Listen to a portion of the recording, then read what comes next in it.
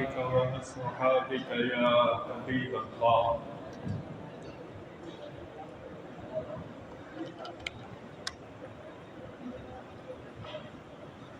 اللہ تعالیٰ 21ویں پارے میں ارشاد فرماتا ہے، قُلْ يَتَوَفَّاكُم مَلَكُ الْمَوْتِ، اے حبیب آپ فرما دیجئے کہ تمہیں جو موت دیتا ہے وہ ملک الموت ہے۔ حضرت عزرائیل علیہ السلام تمہیں موت دیتے ہیں۔ یہ 21ویں پارے میں حضرت عزرائیل علیہ السلام کا موت دینے کا ذکر ہے کہ عزرائیل علیہ السلام موت دیتے ہیں۔ اسی قرآن میں ہے اللہ یتوفی الانفس حین موتہا، اللہ ہے جو تمہیں موت دیتا ہے۔ اب ایسا نہیں ہو سکتا کہ قرآن کے ایک حصے کو مانا جائے اور ایک حصے کو چھوڑ دیا جائے۔ ان دونوں آیتوں پر ایمان رکھنا ہوگا۔ ایک میں اللہ فرماتا ہے کہ اللہ موت دیتا ہے، اور دوسری آیت میں ذکر ہے کہ عزرائیل علیہ السلام موت دیتے ہیں۔ بات کیا ہے؟ بات یہ ہے کہ قرآن پاک میں جگہ جگہ نسبت مجازی کا ذکر ہے۔ حقیقی طور پر موت دینے والا کون ہے؟ اللہ تعالیٰ ہے۔ حقیقی طور پر موت کون دیتا ہے؟ اللہ دیتا ہے۔ عزرائیل علیہ السلام جو موت دیتے ہیں وہ اللہ کے حکم سے دیتے ہیں، اللہ کی عطا سے دیتے ہیں، وہ حقیقی موت دینے والے نہیں ہیں۔ اس کو نسبت مجازی کہتے ہیں۔ اسی وجہ سے شرک نہیں ہوتا، اس نسبت مجازی کی وجہ سے شرک نہیں ہوتا۔ ہم دن بھر کتنے جملے بولتے ہیں، مجھے فلانے ڈاکٹر صاحب نے شفا دے دی، بولتے نہیں بولتے؟ شفا دینے والا کون ہے؟ اللہ تعالیٰ ہے، لیکن نسبت ڈاکٹر کی طرف کر دیتے ہیں۔ پولیس والوں نے میری بڑی مدد کی، مدد کرنے والا کون ہے؟ اللہ تعالیٰ ہے، لیکن آپ نسبت پولیس والوں کی طرف کر دیتے ہیں۔ اس کو نسبت مجازی کہتے ہیں۔ اسی وجہ سے شرک نہیں ہوتا۔ جو ہمارے مخالف ہیں وہ یا تو قرآن پڑھتے نہیں ہیں یا ضد ہٹ دھرمی کی وجہ سے ان آیتوں پر غور کرتے نہیں ہیں۔ حضرت عیسیٰ علیہ السلام کا ذکر ہے۔ حضرت عیسیٰ علیہ السلام کہتے ہیں میں مردہ زندہ کرتا ہوں۔ عیسیٰ علیہ السلام کیا فرما رہے ہیں؟ میں مردہ زندہ کرتا ہوں۔ مردہ زندہ کرنے والے حقیقت میں کون ہے؟ اللہ تعالیٰ ہے۔ زندگی دینے والا کون ہے؟ اللہ تعالیٰ ہے۔ لیکن اسی قرآن میں ہے کہ حضرت عیسیٰ علیہ السلام مردوں کو زندہ کرتے ہیں۔ اس کو نسبت مجازی کہتے ہیں۔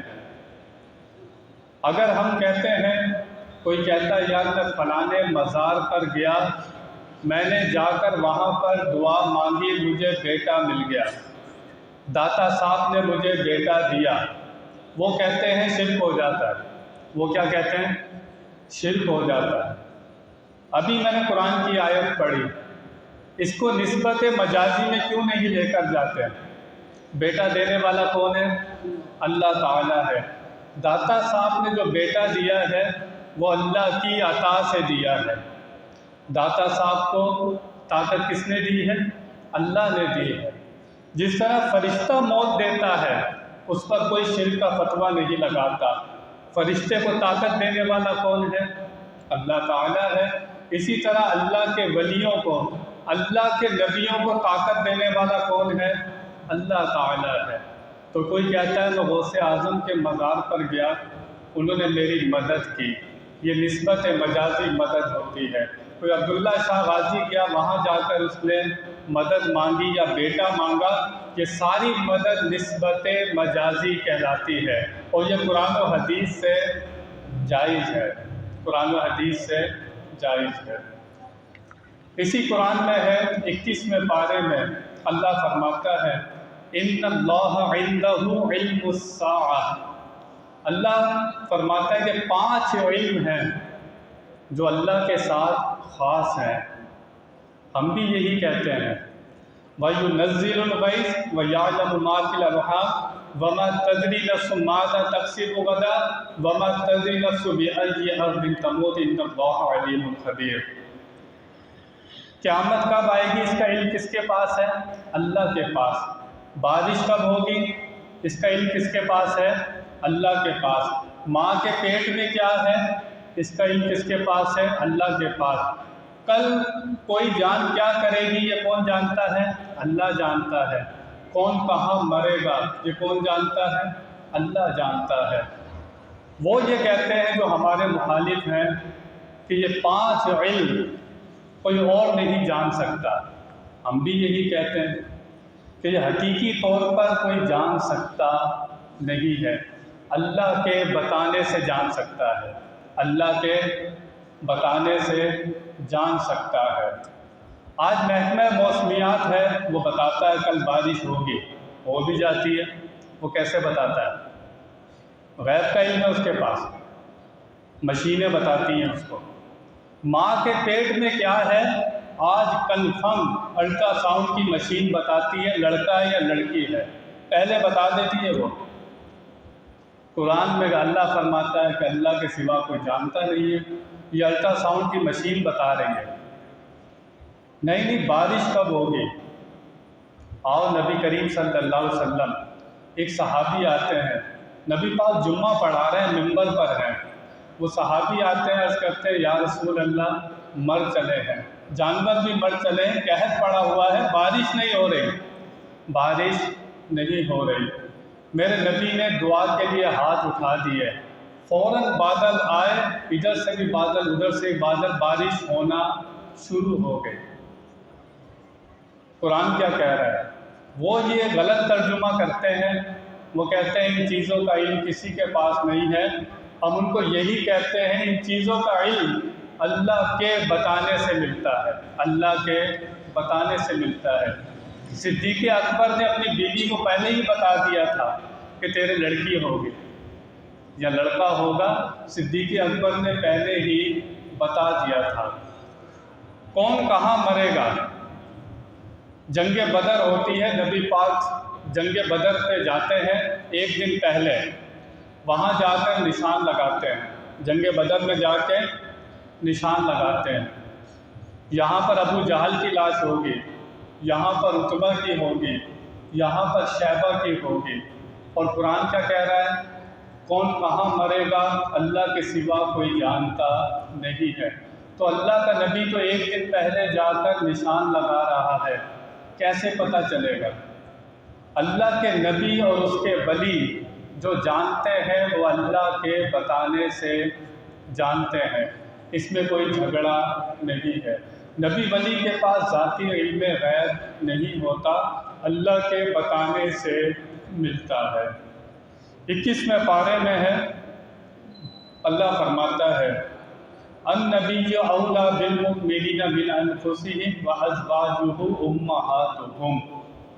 اللہ فرماتا ہے یہ نبی مومنوں کی جان سے زیادہ قریب ہے، اور ان کی جو بیویاں ہیں نا نبی کی ازواج ہیں وہ تمہاری مائیں ہیں۔ اللہ فرماتا ہے یہ نبی تمہاری جانوں سے زیادہ، مومنین کی جانوں سے زیادہ قریب ہے۔ کس کی جانوں سے زیادہ؟ مومنین کی جانوں سے زیادہ۔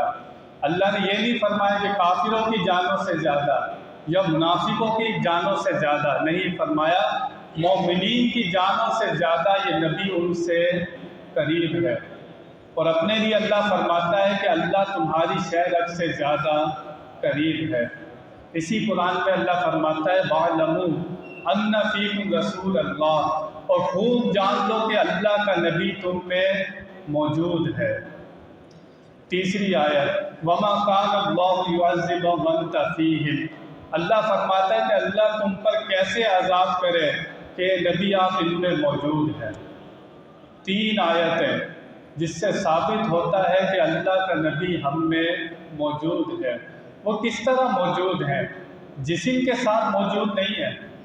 ہمارا کیا عقیدہ اہل سنت و جماعت کا کہ نبی جسم کے ساتھ موجود، آنا چاہے آ سکتے ہیں، وہ اپنی ظاہری جسمانی حیات کے ساتھ قبر انور میں ہیں، لیکن روحانیت کے ساتھ پوری کائنات میں ہیں۔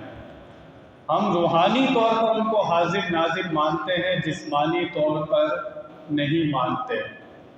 ہم نبی پاک کو حاضر ناظر مانیں، اپنے حالات سے باخبر مانیں، تو وہ فتویٰ لگاتے ہیں، وہ کہتے ہیں نہیں، نبی حاضر ناظر نہیں ہے، وہ نہیں دیکھ رہے، معاذ اللہ وہ کہتے ہیں مر کے مٹی میں مل گئے، یہ وہ باتیں کرتے ہیں۔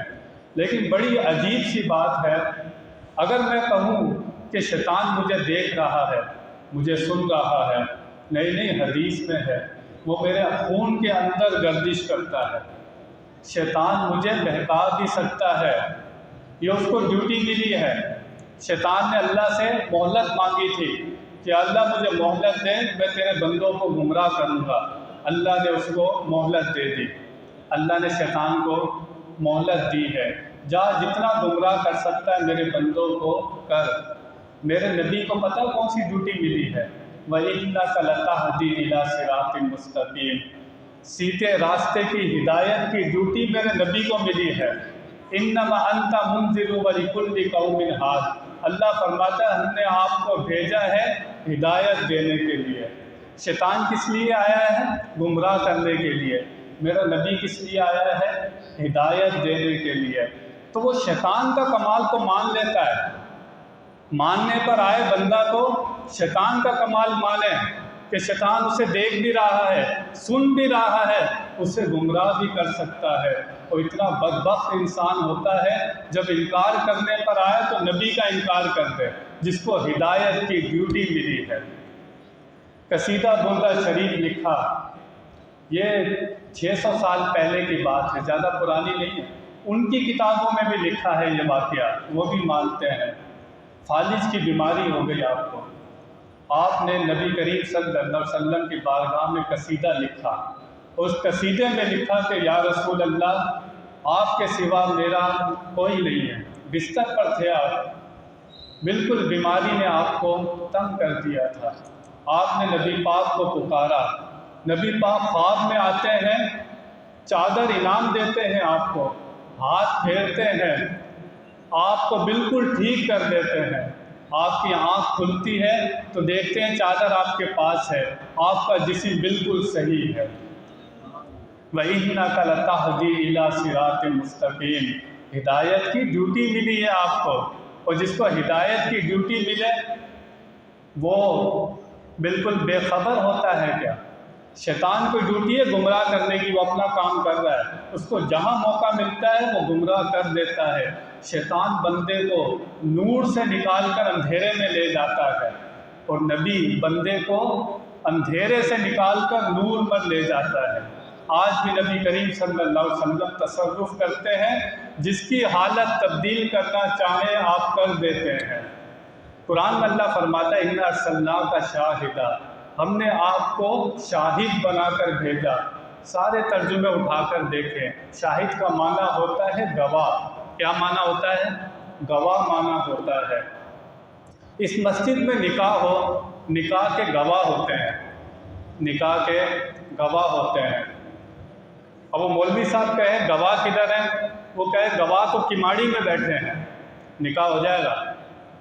گواہ کا سامنے ہونا لازم ہے، گواہ دیکھتا بھی ہے، سنتا بھی ہے۔ اللہ فرما رہا ہے اے حبیب ہم نے آپ کو گواہ بنا کر بھیجا ہے، تو نبی پاک اگر سنتے نہیں ہیں، دیکھتے نہیں ہیں تو پھر گواہ کیسے؟ نہیں دوسرا پارہ اٹھاؤ، نبی پاک کل قیامت میں گواہی دیں گے، وَيَكُونَ الرَّسُولُ عَلَيْكُمْ شَهِيدًا، نبی پاک سب کی گواہی دیں گے۔ پہلی امتوں سے اللہ فرمائے گا تم کو کیا نبی نہیں آئے تھے، ہدایت نہیں بھیجی تھی؟ وہ انکار کریں گے، کیا کریں گے؟ انکار کریں گے، یا اللہ تیرا کوئی نبی نہیں آیا، تو نے کوئی کتاب نہیں بھیجی، صاف انکار کریں گے۔ امت محمدیہ ہم گواہی دیں گے یا اللہ تیرے نبی آئے تھے، تیری کتاب بھی آئی تھی، ہدایت کا انتظام ہوا تھا۔ وہ قومیں کہیں گی یا اللہ یہ تو اس وقت نہیں تھے، ہم کہیں گے یا اللہ اپنے نبی سے سن کر گواہی دے رہے ہیں، تیرے نبی نے ہمیں بتایا تھا کہ پچھلی امتوں کے پاس بھی نبی آئے تھے، ان کے پاس بھی ہدایت کا انتظام ہوا تھا۔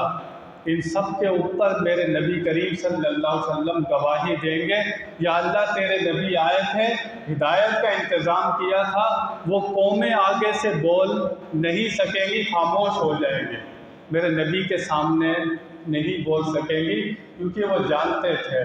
نہیں، اللہ قرآن میں فرماتا ہے الم تری کیف فعل ربک باصحاب الفیل، اے محبوب کیا تم نے نہیں دیکھا ہم نے ہاتھی والوں کے ساتھ کیا کیا؟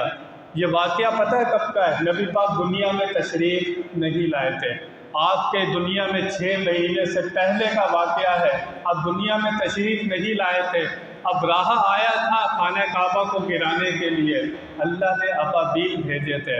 اللہ فرماتا ہے محبوب کیا تم نے نہیں دیکھا، کیا تم نے نہیں دیکھا ہم نے ان کے ہاتھی والوں کے ساتھ کیا کیا؟ تو نبی پاک تو دنیا میں تھے نہیں، تو اللہ کیسے فرما رہا ہے؟ تو سارے تو سر کی آنکھوں سے دیکھ رہے تھے، میرا نبی نور نبوت سے دیکھ رہا تھا۔ میرے نبی کب تھے؟ جب یہ الفاظ نہیں تھے۔ حدیث اٹھاؤ، اللہ تعالیٰ نے سب سے پہلے اپنے نور سے میرے نبی کے نور کو پیدا کیا، اس سے ساری کائنات کو وجود ملا ہے۔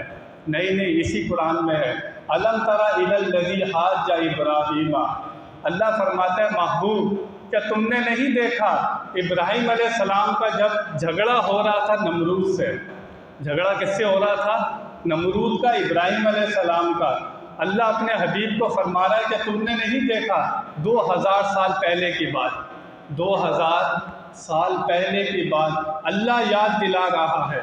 نہیں، تیسرے پارے میں اللہ نے نا جلسہ کیا، سارے نبیوں کو جمع کیا، تیسرے پارے میں یہ ذکر موجود ہے۔ اللہ نے جلسہ کیا، سارے نبیوں کی روحیں موجود تھی۔ اللہ نے فرمایا وَإِذْ أَخَذَ اللَّهُ مِيثَاقَ النَّبِيِّينَ لَمَا آتَيْتُكُم مِّن كِتَابٍ وَحِكْمَةٍ ثُمَّ جَاءَكُمْ رَسُولٌ مُّصَدِّقٌ لِّمَا مَعَكُمْ لَتُؤْمِنُنَّ بِهِ وَلَتَنصُرُنَّهُ۔ ابھی دنیا کے اندر لوگ آئے نہیں ہیں، ابھی دنیا میں لوگ آئے نہیں ہیں۔ اللہ نے سارے نبیوں کو جمع کیا، جمع کرنے کے بعد اللہ نے فرمایا اے نبیوں کی جماعت سن لو، جب میرا آخری نبی آئے گا نا، جب میرا آخری نبی آئے گا اس پر ایمان بھی لانا، اس کی مدد بھی کرنا۔ کیا کرنا؟ اس پر ایمان بھی لانا، اس کی مدد بھی کرنا۔ کیا مطلب؟ جب آخری نبی آ جائے گا پھر اسی کا کلمہ چلے گا۔ ابھی نبی دنیا میں نہیں آئے، نبی کی بات کب ہو رہی ہے؟ ابھی انسان بنے بھی نہیں ہے، دنیا میں بھی نہیں آئے، اللہ روحوں سے خطاب کر رہا ہے، اور نبی کا تذکرہ جب ہو رہا ہے کہ جب میرا نبی کا آئے گا تو پھر اسی کی حکومت ہوگی، جب میرا نبی آئے گا تو پھر کسی کی حکومت نہیں رہے گی۔ اللہ ان سے عہد لے رہا ہے۔ تو اللہ کی عطا سے ہمارے نبی کریم صلی اللہ علیہ وسلم حاضر ناظر بھی ہے، ہمیں دیکھتے بھی ہیں، ہمیں سنتے بھی ہیں، تصرف بھی کرتے ہیں، ایمان والوں کی حالت بھی چینج کرتے ہیں۔ جو ان سے مدد مانگتا ہے آج بھی مدد ہوتی ہے۔ اللہ تعالی ہمیں صحیح عقیدوں پر قائم رکھے۔ بیان نہ کوئی غلطی ہوئی اللہ کی بارگاہ میں توبہ کرتا ہوں۔ وآخر دعوانا ان الحمد للہ رب العالمین۔